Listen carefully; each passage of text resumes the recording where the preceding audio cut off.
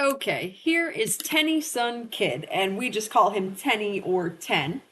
And this is a horse who's just returned to me. I had Tenny last summer, right after his last start, his last start was in July of last year. And then he went on the market right after, and I got him through a good connection of mine in Indiana. Actually, Tenny comes to me. He's from a trainer who I also got Bounce. He's all out, is from the same trainer, and so is Teddy too. So I actually have three horses in my barn right now, all from the same trainer in Indiana, which is pretty cool. And so Tenny is obviously a big, beautiful horse, no vices, no injuries. He's gorgeous moving. He's all the things. So he was very good when he came off the track. He was not complicated, and I'm going to get back to that little behavior that you saw there in just a second. He was very uncomplicated. He was quiet. He was gorgeous. He was all the things. He was placed very quickly, as you can imagine. And he did quite well for a while in his new home. But he is a quiet horse. However, there is a big difference between being quiet and being behind the leg. And at some point, he got stuck behind the leg. And honestly, I mean, in my opinion, there's nothing worse than a horse stuck behind the leg. I would rather a horse grabbing the bit and taking off with me over being stuck behind the leg any day. The most important button that these horses have is the go button. And so he lost the go button, and that's why he's back. And so we've ridden him a few times now. And when I say we, I say me and Billy. Billy has helped me. And we have reinstalled the go button, mostly Billy, because Billy's my hero. And so he's going quite well now, and we've got him over the hump, and he's going forward, and he's really being quite perfect, honestly. I mean, it's incredible how much better he's getting every ride right now. But he certainly needs to go to someone who is, I would say, ambitious, because this horse should be out competing. He should be going to someone with aspirations who wants to do things, because he's honestly too nice of a horse not to. And he also needs to go to somebody who can be quick to say, hey, it's okay to be quiet, but if I put my leg on, you have to go forward. And if you don't go forward, I'm going to keep putting my leg on until you do. So he can't go to somebody who's afraid to do that. I feel that this is an exceptional type of horse. He's an unbelievable quality. So he should not have a hard time finding a rider of a good enough quality to not be timid about sending him forward. Now, all of this being said, a horse doesn't get stuck behind your leg overnight. I think it happens, it's like a slow drip or a slow drain. So you just got to be sharp enough to say, like, hey, you can't just break from the canter whenever you want. That's not okay. If you break from the canter, I'm sending you right back into the canter, and we're going to canter until I ask you not to anymore. So that's basically the deal with Tenny. The horse is just so magnificent. I really had such a fun ride on him today. Although I have to say, I think this is a ride mostly of me messing up. I flatted him for a little bit, which is what you're seeing here, and then I just started playing with him over poles and stuff. And mostly it's just me messing up, honestly, so it's sort of embarrassing for me, but he was excellent, and I just have to get to know him, and we happened to be videoing it as I was getting to know him. And I plan on really sort of hitting the ground running with this horse. He's going to go do a bunch of stuff. He's going to go cross country schooling. I'm going to take him for a lesson with my friend Martha on Wednesday. I'd like to get him out to a little jumper show. I just think this horse is so cool. I'm going to have a lot of fun with him while he's here. And I really want to get him just the perfect home. So what you saw when I started the video, if you weren't 100% paying attention, if you go back and rewatch like the first minute, he finds the right a little bit easier. The flexion to the right comes a little more naturally to him than the flexion to the left.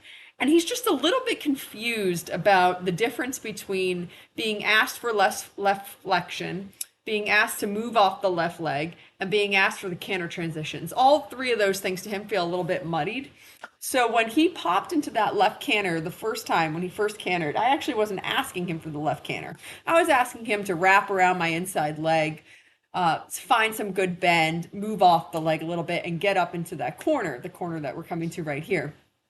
And he's a little bit confused on all that right now, so he popped into the canter, which in itself is no big deal. Honestly, all I want from this horse is for him to think forward. So the fact that his mistake was going forward into the canter was fantastic. I have no problems with that.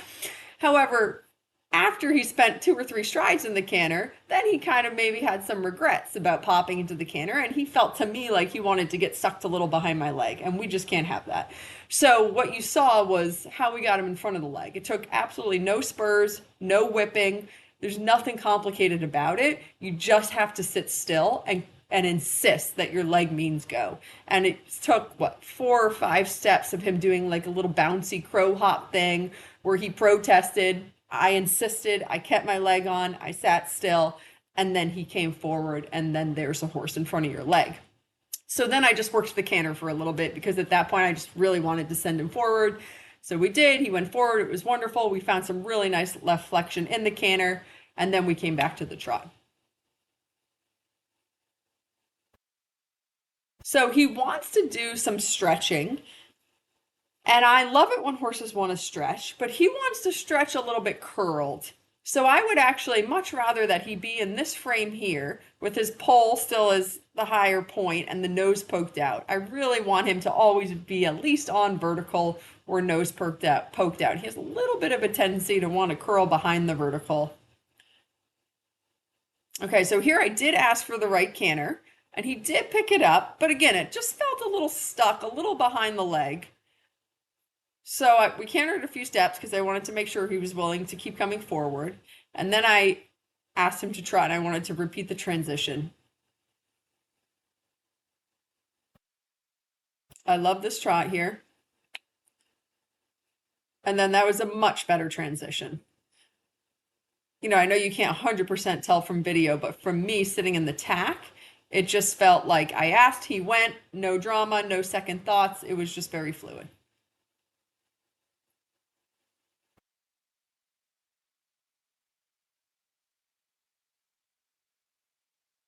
There he wanted to break, so I caught that and sent him forward.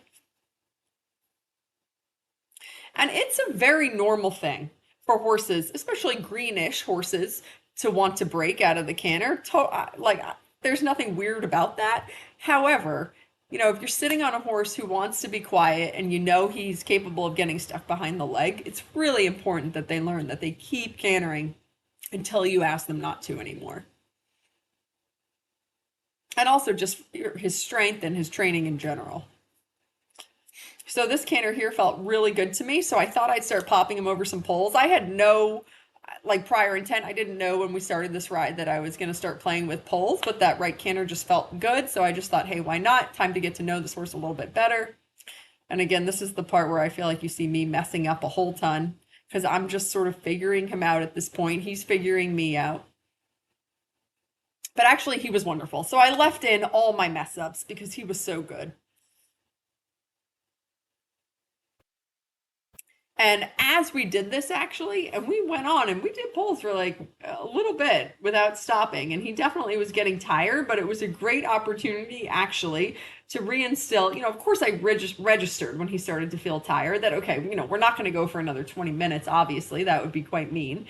But that was a really nice change there. But it's good for him to have to work another minute or two into when he's feeling like it's tired and hard. You know, for him, it builds character and strength.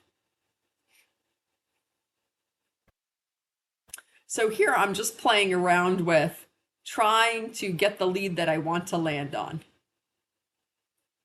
That corner's always tough on the short side because, of course, the gate's there. So they're always wanting to lean towards the gate. But that's just me making excuses. I should have been looking, riding my bend better.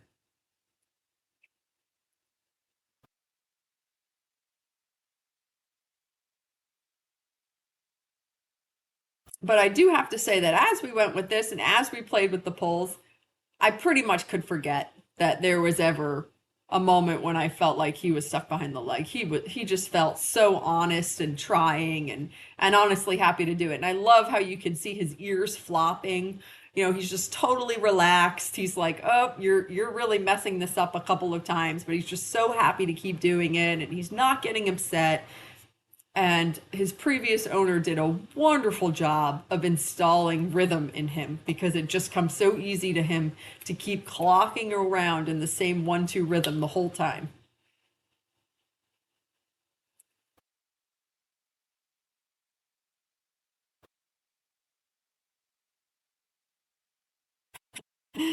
Oh, we got short, we got long, we got all the things, but his rhythm never changes and he's just so honest and happy to do it.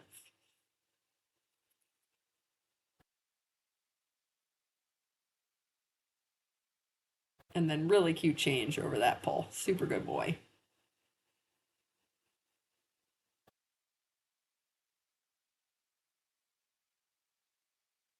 And so he does have quite a bit of jumping experience. I've seen video of him really cutely jumping around little courses and things. So certainly he's not green to jump. He doesn't feel it at all. He just feels like he needs his rider to figure it out. But honestly, he's just pretty happy to keep clocking around and doing his thing. He feels wonderful here by the end of this ride. That was very cute. And I would say about here's when he starts to feel tired. And I'm aware of that, I'm registering it, but I'm also just thinking, you can keep cantering for another minute or two after you start to feel tired. This hasn't been that hard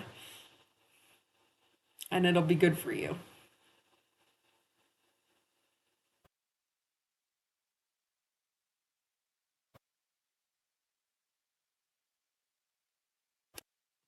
So there I didn't quite catch the break and he's saying he's tired. And I'm saying, well, you're going to do a couple more things. And we're just going to make sure that you really, truly understand that you're going to go forward until you are asked to not anymore. And again, even though he's tired, he's still coming along in a perfectly relaxed tempo. I don't feel any anxiety.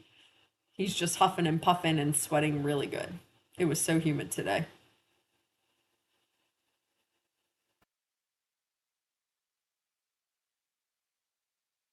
And there's nothing wrong with that. It was just got there on a perfect half stride and he did some perfectly appropriate footwork.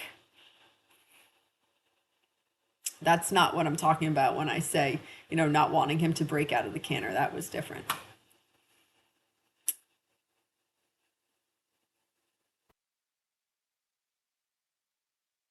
And then that was very good. And here, actually, the left canter, he's really given me nice flexion. And the things that I was feeling at the beginning that we had to work through have sort of gone away. That sort of melted away into the background. And obviously this trot is so gorgeous. I just want to get him with that nose poked out a little bit more. But that will come. He's only had a couple of rides here. I have no doubt that will come. And just still a nice forward trot, even though I know he's tired, he wants to walk. So here he is on the ground. He's very well mannered on the ground. He stands nicely on cross ties. He leads in and out well. He is goofy, he's a goofy character. He has a lot of personality. He's nice to be around.